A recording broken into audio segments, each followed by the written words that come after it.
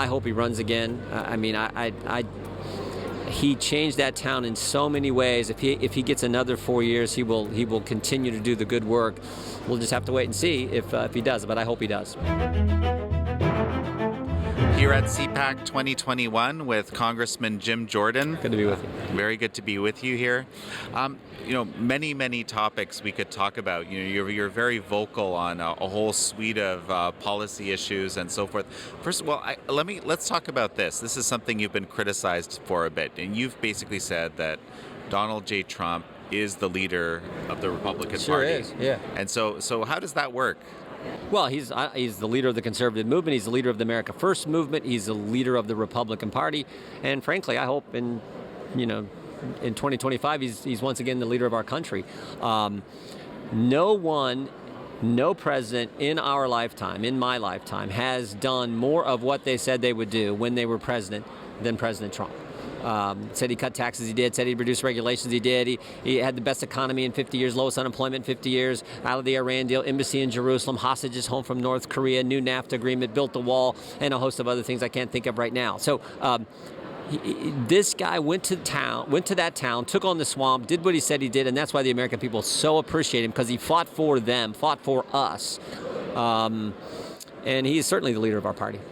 Yeah, and he faced, and frankly, you also faced this to some extent, huge backlash as well, right? Yeah, the swamp doesn't like it when you come there and do what the people want. The swamp wants you to do what the swamp wants. And so often what happens in politics is someone will say a certain thing at election time, get to D.C., and then pretend they're doing what they said they would do, not do what they said they would do, make excuses for not doing what they told you what they were going to do. President Trump got there and says, why don't I just do it? And he did. And again, middle class, working class people across this country, citizens, all kinds of families across this country appreciate that here was a guy who said he would build the wall, for example, and went and built the wall, and said he would cut their tax. That's what they knew. He was fighting for them. They knew it was genuine, that he believed it. And they knew he was taking all the shots for them as well. And that's why there's this intensity of support for the president. Well, so let's talk about building the wall. When I heard about build the wall way back when, I didn't actually think a wall would be built. I'm just being honest here, right? A wall was built. At least some sections of wall were built, and a transformation of the immigration policy. Unquestionably, some of that is changing again. You've been critical of that. Tell me about this. Well, yeah. Let's be honest. 40 days in the Biden administration, it's opened the borders and closed the schools, and it's take down the wall on the southern border that protects the country, but put up a wall around the Capitol that protects the politicians. That's frankly not what we, the people, the American people, I don't think that's what they signed up for. And that's frustrating for them. It's frustrating for me. But again, it shows the contrast between where the left wants to take the nation and where we were under the leadership of President Trump. I hope he runs again. He changed that town in so many ways. If he gets another 4 years, he will continue to do the good work.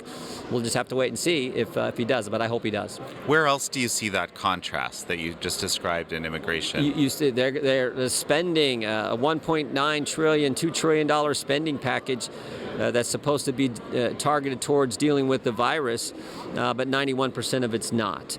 Why don't we just... I always say the best stimulus is let people go back to work, let people go back to school, let people go back to normal. That's the best stimulus package. Why don't we just let that happen instead of taking taxpayer money and running up the debt for our kids and our grandkids and everything else?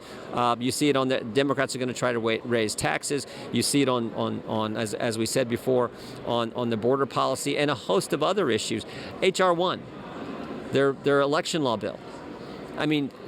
This election law says that your tax dollars, the same people who spent $1.9 trillion on a package where 91% of it doesn't go towards COVID relief and COVID help, those same individuals now want you to pay for them to get reelected. Such a deal for the taxpayers, right? So the folks I get the privilege of representing are now going to have their tax dollars not only used for spending on ridiculous things, but also used to help Chuck Schumer and Nancy Pelosi get reelected.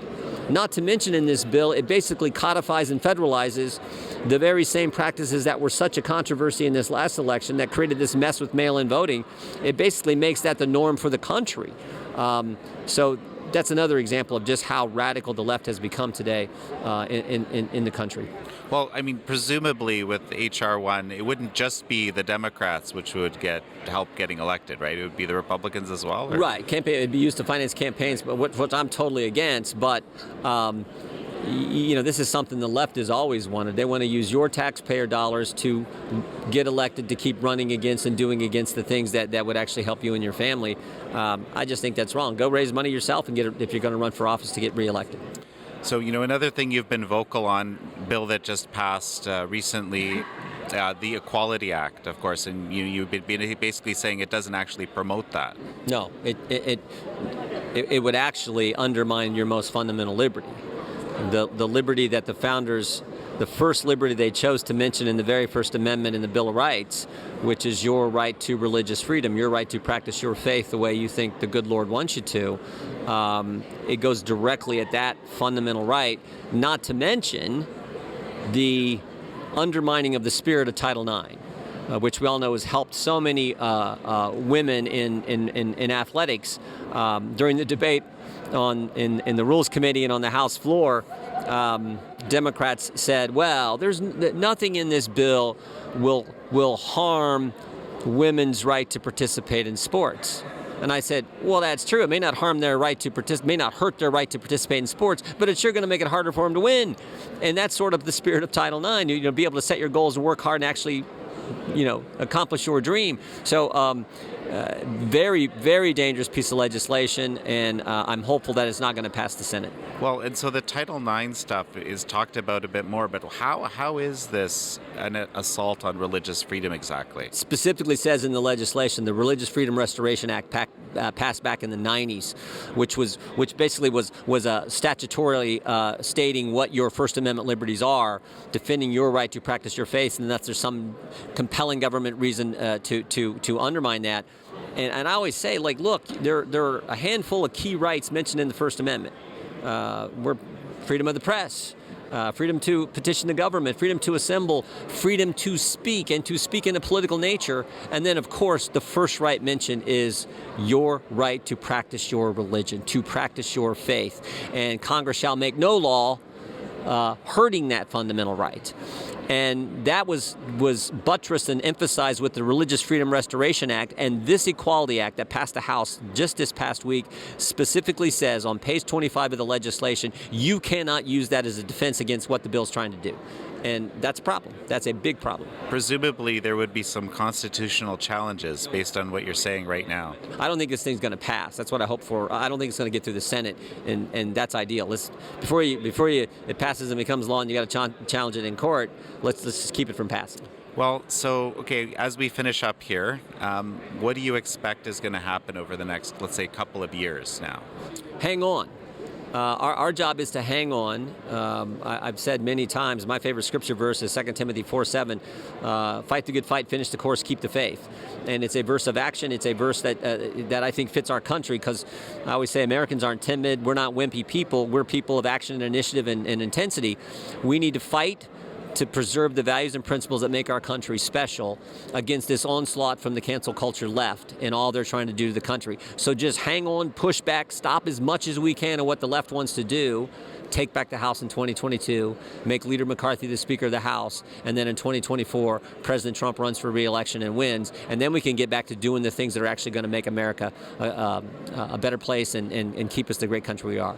And so, for the typical American, right, the theme of the conference is America Uncanceled. You just referenced this cancel culture that we're just seeing kind of accelerating. Yeah. Now, how does the typical American deal with that in your mind? Not everybody has your voice or your energy and so forth, right? Speak out every time you see it. I mean, you got to step back and ask the question, who's next?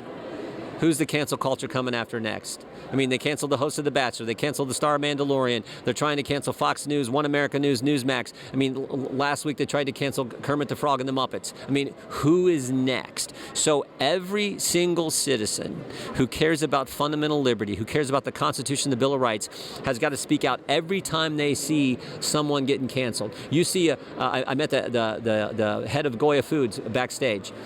They tried to cancel him simply because he said President Trump's doing a good job. Imagine that. You compliment the president of your country, and you try to get, and the left tries to cancel you. But guess what happened? Americans all over this great country went out and bought that Goya food products. Yeah. That's how he called it a boycott. Yeah, right? a boycott. And it was that's how you when you see someone who speaks out on a local level and the left starts attacking them, defend that individual. You have to stand up and defend your rights. If we do that, that's what America's always been about. We'll be fine in the long run. And this is interesting because you're saying basically defend everybody's rights, Yes. right? Whoever it is that's being canceled. We're not just talking about the conservatives. So one of my friends, he's no longer in Congress, and he is way left, Dennis Kucinich. But Dennis Kucinich is an old school liberal. He actually believes. I mean, he believes all that left wing stuff. I think he's wrong. He thinks I'm wrong. But we're friends because he believes in the First Amendment. His attitude. Let's shake hands. Let's have the debate, and whoever wins, and then we'll have the next issue, and then we can come back to this. But it's a fair debate. He's not into canceling people who are conservative. I'm certainly not into canceling people who are liberal. I just want an honest debate because you can't have a functioning First Amendment if only one side's allowed to talk. You can't have free speech if the left is the only entity that gets to define what speech is. So that's the scariest thing happening in the country. And if we don't stop that, because if you can't have a First Amendment real debate, if you can't speak out, how are you going to win the tax debate? How are you going to win the border security debate? How are you going to win on any public policy issue if only one side's allowed to talk? So that's why we got to fight this more than anything else. Any final thoughts? We're good. All We're right. good. Have yourself a great day. You too. Thank you so much. Thank you.